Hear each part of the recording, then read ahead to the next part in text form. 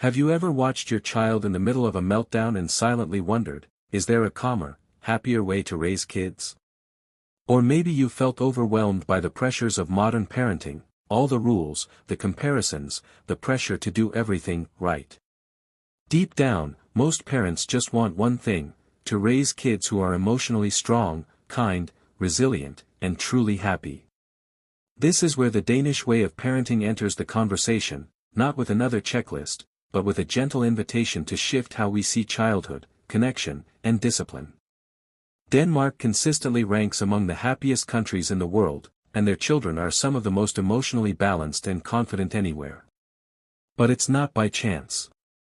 It's by choice, a way of parenting rooted in empathy, emotional honesty, and genuine human connection. At the heart of this book lies one powerful truth: happy parents raise happy children. And happiness, as the Danes show us, isn't about perfection or performance. It's about how we show up, with empathy, honesty, and a deep respect for our children's feelings. We begin with something many parents feel unsure about: how to talk to children about their emotions. The Danish approach starts here, with openness.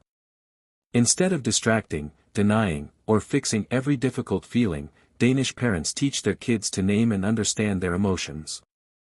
They don't hide sadness. They don't rush past fear. Instead, they believe that every feeling, even the tough ones, is an opportunity to grow stronger emotionally. Imagine a parent sitting beside their crying child and saying softly, "It's okay to be sad. I'm here with you. Let's sit with this together." That's the Danish way. There's no rush to change the mood. No punishment for showing emotion. Just presence. And in that calm, non-judgmental presence, the child learns, my feelings are valid. I'm not alone. I can handle this. This chapter is a gentle reminder that when children feel emotionally seen and accepted, they're far less likely to act out. So instead of fearing tantrums, Danish parents lean into them, not with lectures, but with listening. They see misbehavior not as rebellion, but as a signal: my child is overwhelmed and needs help understanding their inner world. As you listen and reflect, consider this: when was the last time you simply sat with your child's frustration without trying to fix it? How might your home feel if emotions weren't seen as problems, but as teachers? From this emotional foundation, we'll journey deeper into the other pillars of the Danish parenting style, ones that continue to bring out the best in children and the adults who raise them. Once a child begins to feel safe expressing their emotions and knows they'll be heard rather than corrected or dismissed, they become more grounded. But what's next after emotional openness? The Danish answer might surprise you. The authors take us into a world many modern parents have unintentionally strayed from: the world of unstructured, imaginative play. While many of us feel pressure to sign our children up for the best extracurriculars or to constantly stimulate their minds, Danish parents deeply understand that free play is not just a break from learning, it is the learning. Imagine two children building a makeshift pirate ship out of couch cushions and broomsticks. To us, it might look like simple fun. But beneath the surface, they're learning how to cooperate, solve problems, manage frustration, and tell stories. They're developing creativity, resilience, social skills, and even leadership. This is what Danes call learning through play. It's not forced. It's not directed. It's child-led, joyful, and deeply beneficial. The Danish education system, which is among the most respected in the world, doesn't rush academics. Instead, it honors the developmental magic of play until children are emotionally and socially ready to take on formal schooling. Why?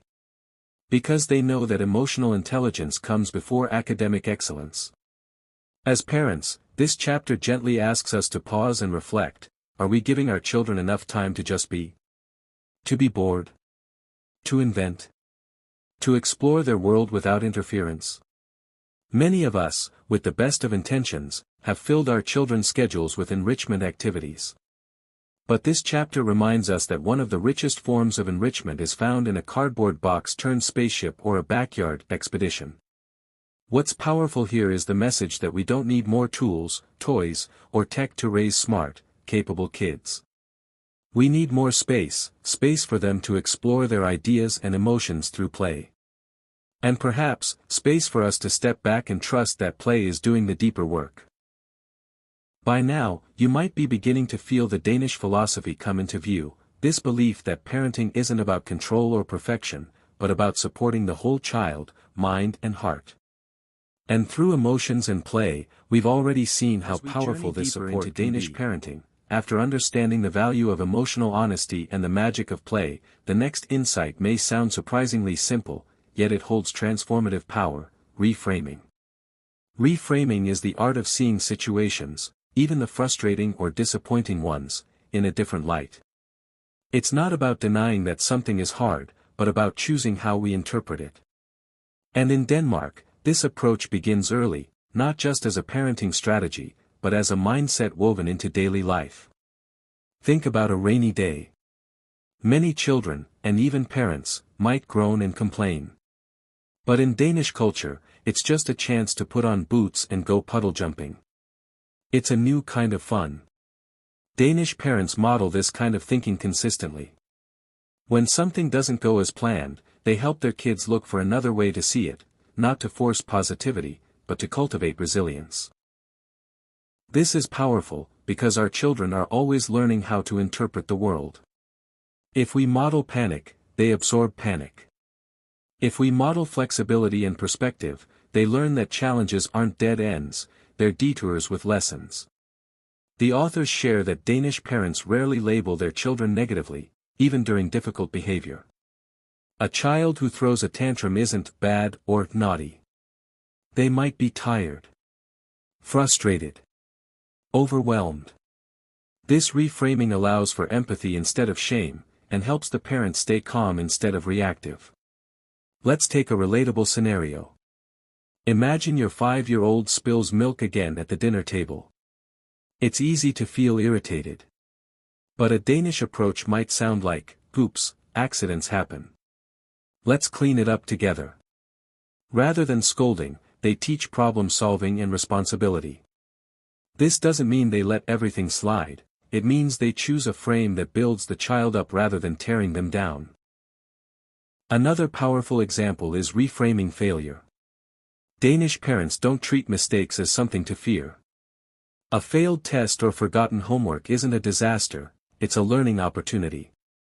Children are encouraged to reflect on what happened, what they might try next time, and to keep going. This nurtures confidence, not fear.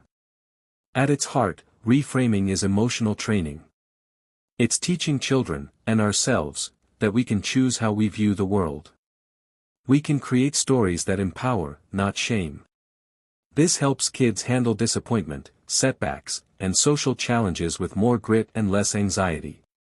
And here's the beauty: reframing isn't a grand strategy that requires hours of parenting books or the perfect tone. It's found in the tiny moments.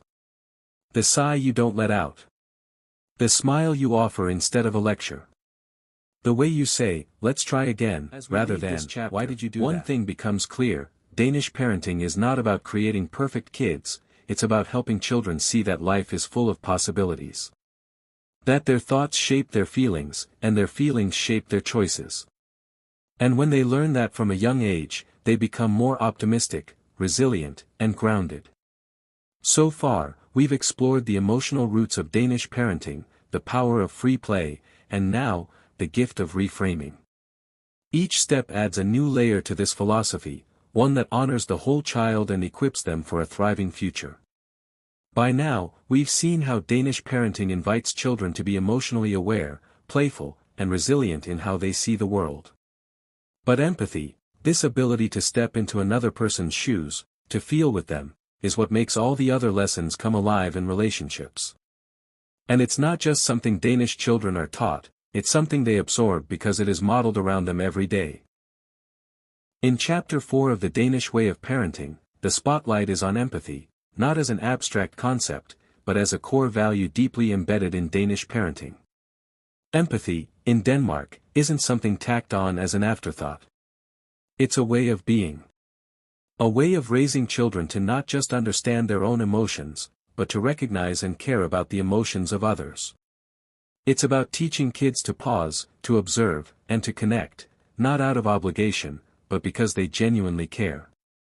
In Danish homes and classrooms, empathy is nurtured early.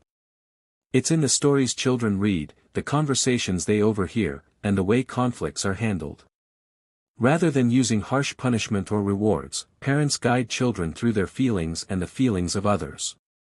For example, when two siblings fight, a Danish parent is less likely to say, "Stop that right now," and more likely to say, "Look at your sister's face. How do you think she feels right now?" In Denmark, it's subtle, a saying, but you are not better than anyone else, and no one is better than you. That mindset fosters humility and shared humanity, the perfect soil for empathy to grow.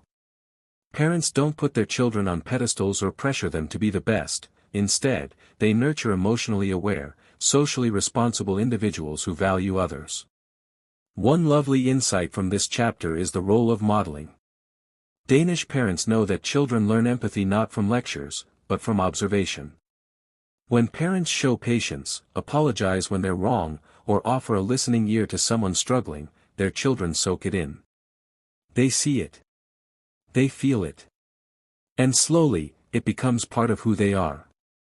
For parents outside of Denmark, this chapter invites us to slow down and consider how we respond, not just to our children, but to people in general. Are we showing empathy? Are we making room for their emotions, even when they're inconvenient? Are we helping them see the world through eyes of compassion? Raising empathetic kids isn't about being perfect. It's about being present. It's about creating a home where feelings are welcomed, not dismissed, where connection comes before correction, and where kindness isn't just something we say, it's something we live. And that leads us beautifully into the next chapter, where the focus turns to how honesty and authenticity help children build trust and emotional strength. In Denmark, honesty is more than simply telling the truth.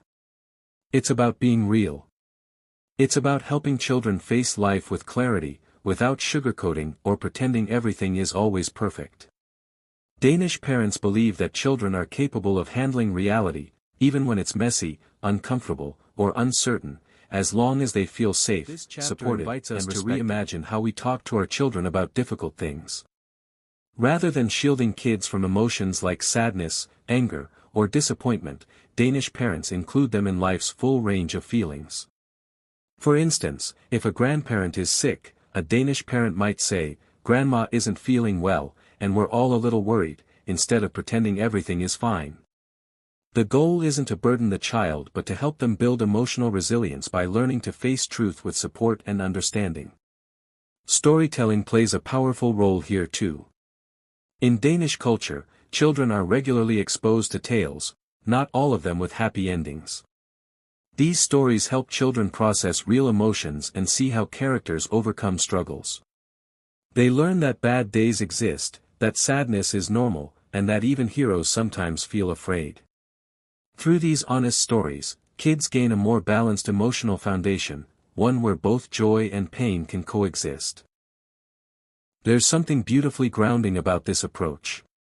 It removes the pressure to always be fine, and instead gives children permission to feel. A Danish child learns early that it's okay to cry, to mess up, to be disappointed, and they also learn how to come through those emotions with strength. Another key takeaway is how honesty builds trust. When parents are truthful, even in age-appropriate ways, children feel respected. They know their parents won't lie to them or cover things up.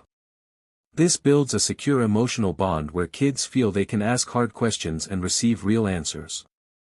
And when trust is strong, communication stays open, even into the teenage years. This chapter also invites parents to reflect. Do we always feel the need to fix things for our kids? Or can we sit with them in their feelings and allow them to navigate life's ups and downs with our support, but not our control? There's a quiet courage in Danish parenting. A belief that children don't need perfection, they need truth wrapped in warmth. And when they experience that, they grow into adults who are honest with themselves and others, not afraid to face reality, and not ashamed of their feelings. As we leave this chapter behind, we naturally begin to see how Danish children grow up with a strong emotional compass. And in the next chapter, we'll see how this blend of honesty and empathy shapes not only the home, but the wider community, where togetherness and teamwork aren't just encouraged. Into chapter 6 of the Danish Way of Parenting, where the focus shifts toward a deeply rooted value in Danish culture, one that quietly shapes how children grow into secure, socially conscious adults: togetherness. In Denmark, this concept is captured in a single word: hygge. It's hard to translate directly, but at its heart, hygge is about creating a warm, safe space where people feel connected, relaxed, and present with one another. It's the glow of candlelight at the dinner table, the feeling of shared laughter on a rainy afternoon, the quiet comfort of just being together, no pressure, no performance, just presence. This isn't just a lifestyle preference, it's a parenting strategy. Danish parents actively create hygge moments with their kids because they know that connection is the foundation of emotional security. It's not about expensive outings or curated Instagram-worthy activities. It's about intentional time spent in each other's company. Talking, playing, baking, telling stories, or simply being. And the beauty of hygge is that it doesn't demand perfection. In fact, it works best when it's simple. Think of a cozy blanket, a shared game, a moment where everyone puts their phones down and listens. For Danish families, this isn't reserved for special occasions. It's built into the rhythm of everyday life, a gentle antidote to the stress, competition, and isolation that often creep into modern parenting. The authors explain that when families practice hygge regularly, children grow up knowing how to contribute to a calm, respectful environment. They learn the value of cooperation, how to include others, and how to find joy in the little things. It nurtures empathy, because in these moments of togetherness, everyone's presence matters equally. This togetherness is also modeled in how Danish parents discipline and guide their children. Instead of isolating or punishing, they work with their child, keeping connection at the center. When a child acts out, they don't ask, "How do I control this behavior?" but rather, "What's the need behind this behavior, and how can we meet it together?" In contrast to parenting styles that reward independence at all costs, the Danish way celebrates interdependence, not in a clingy or overprotective way, but as a recognition that children thrive when they feel part of something bigger. When kids feel seen and included, they naturally develop a sense of responsibility toward others. Even family meals are sacred in Denmark. Parents and children sit down together, talk, laugh, and listen. Everyone contributes, even young children are encouraged to help with setting the table or pouring water. It's not about getting everything done quickly, it's about being together, without distraction. These rituals teach kids that family isn't just about living under the same roof. And belonging creates safety. It's about belonging. Emotional safety. Social safety. It gives children the courage to try new things, take risks, and grow, because they know that no matter what happens out in the world, home is their refuge. As we listen to this chapter, many of us may feel a quiet ache for more of that kind of calm in our own homes. And the good news? Hygge doesn't require Danish heritage. It just requires intention. A few candles. A device-free evening. A board game. A bedtime story read slowly, without rushing. It's accessible to all of us, and its impact on children's emotional well-being is profound. The final chapter of the Danish Way of Parenting, where everything comes together in one powerful realization: parenting isn't just about raising kids, it's about shaping the world they will inherit. Throughout this journey, we've explored the key principles that guide Danish parenting: the value of play, the power of honesty, the importance of reframing challenges, the role of empathy, and the transformative nature of togetherness. But this last chapter invites us to reflect more deeply, not just on what we teach our children, but how we live those teachings ourselves. The authors remind us that parenting, in the Danish tradition, isn't driven by fear, pressure, or performance. It's rooted in trust in children's ability to grow, trust in the parent-child bond, and trust in the long-term impact of showing up with calm, respect, and warmth. In Denmark, parenting isn't a competitive sport. There's no obsession with milestones, no race to get ahead. Instead, there's a collective understanding that the goal is not to raise the most accomplished child, it's to raise the most balanced one. A child who can navigate the world with kindness, curiosity, confidence, and compassion. That's what makes this parenting model so different, and so powerful. It isn't rigid. It isn't perfectionistic. It's responsive. It's emotionally intelligent. And it's deeply human. One of the book's parting insights is that parenting doesn't require us to be experts. It invites us to be reflective. It asks us to slow down, to see our children as individuals, and to be conscious of the values we model through our everyday actions, how we speak to them, how we treat others, how we handle stress, and how we prioritize what matters most. Danish parents are not without challenges, but their approach is grounded in simplicity and presence. Rather than filling schedules with endless activities, they prioritize quality time. Rather than controlling emotions, they teach children to understand and express them. Rather than rescuing kids from every difficulty, they guide them in building resilience. And the result? Children who are confident, secure, and socially aware, not because they were pushed, but because they were supported. As the book closes, it offers an encouraging reminder: these Danish principles are not reserved for Danes.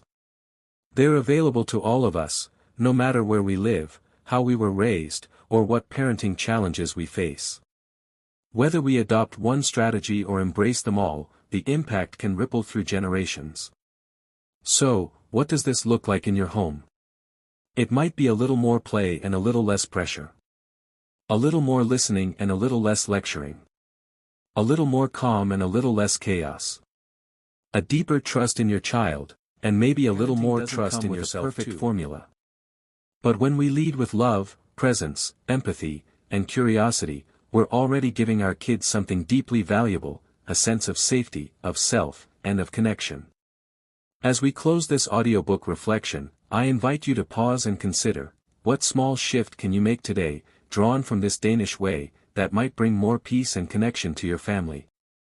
And if this message spoke to you, I'd love for you to subscribe so we can keep exploring these powerful parenting ideas together.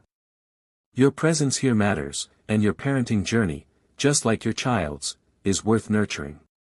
Let's keep learning, growing, and showing up with heart. Until next time.